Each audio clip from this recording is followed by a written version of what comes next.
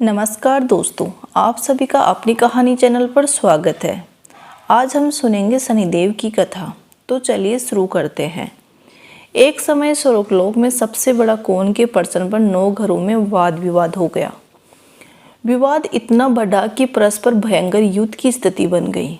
निर्णय के लिए सभी देवता देवराज इंद्र के पास पहुँचे और बोले, हे देवराज, आपको निर्णय करना होगा कि हम में से सबसे बड़ा कौन है। देवताओं का प्रश्न सुनकर देवराज इंद्र उलझन में पड़ गए।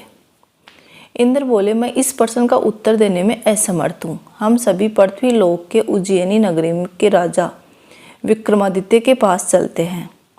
देवराज इंद्र सहित सभी ग्रह उज्जैनी नगरी पहुँचे। महल में पहुंचकर जब देवताओं ने उनसे अपना प्रश्न पूछा तो राजा विक्रमादित्य भी कुछ देर के लिए परेशान हो उठे, क्योंकि सभी देवता अपनी अपनी शक्तियों के कारण महान थे।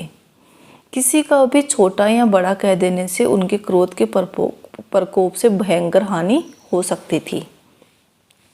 अचानक राजा विक्रमादित्य को एक उपाय सूझा और उन्होंने विभिन्न धातुओं स्वर्ण, रजत, कांसा, ताम्र, शीशा, रांगा, जस्ता, अब्रक व लोहे के 9 आसन बनवाए।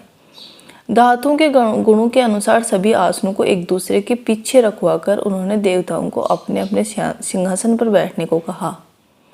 देवताओं के बैठने के बाद राजा विक्रमादित्य ने कहा, आपका निर्णय तो स्वयं ही हो गया। जो सबसे पहले सिंहासन पर विराजमान है वह सबसे बड़ा है। राजा विक्रमादित्य के निर्णय को सुनकर शनि देवता ने सबसे पीछे आसन पर बैठने के कारण अपने को छोटा जानकर बहुत क्रोधित होकर कहा, राजा विक्रमादित्य, तुमने मुझे सबसे पीछे बिठाकर मेरा अपमान किया है। तुम मेरी शक्तियों से परिचित नहीं हो। मैं तुम्हारा सर्वनाश कर दूंगा। शनि ने कहा, सूर्य एक राशि पर 1 महीने, चंद्रमा 2.25 महीने, मंगल 1.5 महीने, बुध और शुक्र 1 महीने, बृहस्पति 13 महीने रहते हैं, लेकिन मैं किसी भी राशि पर 7.5 वर्ष तक रहता हूँ। बड़े बड़े देवताओं को मैंने अपने प्रकोप से पीड़ित किया है। राम को 7.5 के कारण ही वन जाकर में रहना पड़ा था। रावण को 7.5 के कारण ही युद्ध में मृत्यु का शिकार होना पड़ा। राजा, अब तू भी मेरे प्रकोप से नहीं बच सकेगा। इसके बाद अन्य ग्रहों के देवता तो प्रसन्नता के साथ चले गए, परंतु शनिदेव बड़े क्रोध के साथ वहां से विदा हुए। राजा विक्रमादित्य पहले की तरह ही न्याय करते रहे। उनके राज्य में सभी स्त्री पुरुष बहुत आनंद से जीवन यापन कर रहे थे। कुछ दिन ऐसे ही बीत गए। उधर शनि देवता अपने अपमान को भूले नहीं थे। विक्रमादित्य से बदला लेने के लिए एक दिन शनिदेव ने घोड़े के व्यापारी का रूप धारण किया और बहुत से घोड़ों के साथ उज्जैनी नगरी पहुंचे। राजा विक्रमादित्य राज्य में किसी घोड़े के व्यापारी के आने का समाचार सुना तो अपने अश्वपाल को कुछ घोड़े खरीदने के लिए भेजा। घोड़े बहुत कीमती थे। अश्वपाल जब वापस लौटकर इस संबंध में बताया तो राजा विक्रमादित्य ने स्वयं आकर एक सुंदर व शक्तिशाली घोड़े को पसंद किया। घोड़े की चाल देखने के लिए राजा उस घोड़े पर सवार हुए तो घोड़ा बिजली की गति से दौड़ पड़ा। तेजी से दौड़ता घोड़ा राजा को कुछ दूर एक जंगल में ले गया और फिर राजा को वहां गिराकर जंगल में कहीं गायब हो गया।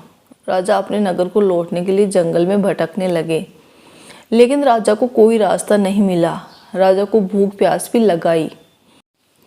बहुत घूमने पर उसे एक चरवाहा मिला। राजा उससे पानी मांगा। पानी पीकर राजा उस चरवाहे को अपनी अंगूठी दे दी। फिर उससे रास्ता पूछकर वह जंगल से निकलकर पास के नगर में पहुंचा। राजा ने एक सेठ की दुकान पर बैठकर कुछ देर के लिए आराम किया। उस सेठ ने राजा से बातचीत की तो राजा ने उसे बताया कि मैं उज्जैनी नगरी से आया हूँ। राजा कुछ देर दुकान में बैठने से सेठ जी की बहुत ज़्यादा बिक्री हुई।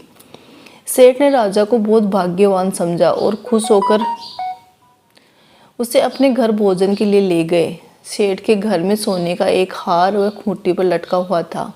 राजा को उसे कमरे में छोड़कर कुछ देर के लिए बाहर गया। तभी आश्चर्यजनक घटना हुई। राजा के देखते ही देखते सोने के उस हार को वो खूंटी निगल गई। सेठ ने कमरे से लौटकर हार गायब देखा तो चोरी का संदेह राजा पर ही किया, क्योंकि उस कमरे में राजा अकेला ही बैठा था। सेठ ने अपने नौकरों से कहा कि इस परदेशी को रस्सियों से बांधकर नगर के राजा के पास ले चलो। राजा विक्रमादित्य से हार के बारे में पूछा तो उसने बताया कि उसके देखते देखते खूंटी ने हार को निगल लिया था। इस पर राजा ने क्रोधित होकर चोरी करने के अपराध में विक्रमादित्य के हाथ पांव काटने का आदेश दे दिया। राजा विक्रमादित्य के हाथ पांव काटकर उसे नगर की सड़क पर छोड़ दिया गया। कुछ दिन बाद एक तेली उसे उठाकर अपने घर ले गया और उसे अपने कोलू पर बिठा दिया। राजा आवाज देकर बैलों को हाँकता। इस तरह तेली का बैल चलता रहा और राजा को भोजन मिलता रहा। शनि के प्रकोप की 7.5 पूरी होने पर वर्षा ऋतु आरंभ हुई। राजा विक्रमादित्य एक रात मेघ मल्हार गा रहा था कि तभी नगर के राजा की लड़की राजकुमारी मोहिनी रथ पर सवार उस तेली के घर के पास से गुजरी। उसने मेघ मल्हार सुना तो उसे बहुत अच्छा लगा और दासी को भेजकर गाने वाले को बुलाने को कहा। दासी ने लौटकर राजकुमारी को अपंग राजा के बारे में सब कुछ बता दिया। राजकुमारी उसके मेघ मल्हार से बहुत मोहित हुई, अतः उसने सब कुछ जानकर भी अपंग राजा से विवाह करने का निश्चय कर लिया। राजकुमारी ने अपने माता पिता से जब ये बात कही तो वे हैरान रह गए। रानी ने मोहिनी को समझाया कि बेटी, तेरे भाग्य में तो किसी राजा की रानी होना लिखा है, फिर तू अपंग से विवाह करके अपने पांव पर कुल्हाड़ी क्यों मार रही हो। राजकुमारी ने अपनी जिद नहीं छोड़ी। अपनी जिद पूरी करने के लिए उसने भोजन करना छोड़ दिया और प्राण त्यागने का निश्चय कर लिया। आखिर राजा रानी को विवश होकर अपंग विक्रमादित्य से राजकुमारी का विवाह करना पड़ा। विवाह के बाद राजा विक्रमादित्य और राजकुमारी तेली के घर रहने लगे। उस रात सौंपन में शनिदेव ने राजा से कहा कि राजा, तुमने मेरा प्रकोप देख लिया। मैंने तुम्हें अपने अपमान का दंड दिया है। राजा ने शनिदेव से क्षमा करने को कहा और प्रार्थना की कि हे शनिदेव, आपने जितना दुख मुझे दिया है अन्य किसी को ना देना। शनिदेव ने कुछ सोचकर कहा, राजा, मैं तुम्हारी प्रार्थना स्वीकार करता हूँ। जो कोई स्त्री पुरुष मेरी पूजा करेगा, शनिवार को व्रत करके मेरी व्रत कथा सुनेगा, उस पर मेरी अनुकंपा बनी रहेगी। प्रातःकाल राजा विक्रमादित्य की नींद खुली तो अपने हाथ पांव देकर राजा को बहुत खुशी हुई। उसके मन ही मन शनिदेव को प्रणाम किया। राजकुमारी भी राजा के हाथ पांव सही सलामत देखकर आश्चर्य में डूब गई। तब राजा विक्रमादित्य ने अपना परिचय देते हुए शनिदेव के प्रकोप की सारी कहानी सुनाई। सेठ को जब इस बात का पता चला तो वह दौड़ता हुआ तेली के घर पहुंचा और राजा के चरणों में गिरकर क्षमा मांगने लगा। राजा ने उसे क्षमा कर दिया क्योंकि ये सब तो शनिदेव के प्रकोप के कारण हुआ था। सेठ राजा को अपने घर ले गया और उसे भोजन कराया। भोजन करते समय वहाँ एक आश्चर्यजनक घटना घटी। सबके देखते ही देखते घुट्टी ने हार उगल दिया। सेठ जी ने अपनी बेटी का विवाह भी राजा के साथ कर दिया और बहुत से स्वर्ण आभूषण धन आदि देकर राजा को विदा किया। राजा विक्रमादित्य राजकुमारी मोहिनी और सेठ की बेटी के साथ उज्जैनी लेकर पहुँचे तो नगरवासियों ने हर्ष से उसका स्वागत किया। अगले दिन राजा विक्रमादित्य ने पूरे राज्य में घोषणा कराई कि शनिदेव सभी देवों में सर्वश्रेष्ठ है। प्रत्येक स्त्री पुरुष शनिवार को उनका व्रत करे और व्रत कथा सुने। राजा विक्रमादित्य की घोषणा से शनिदेव बहुत प्रसन्न हुए। शनिवार का व्रत करने और व्रत कथा सुनने के कारण सभी लोगों की मनोकामनाएं शनिदेव की अनुकंपा से पूरी होने लगी। सभी लोग आनंद पूर्वक रहने लगे।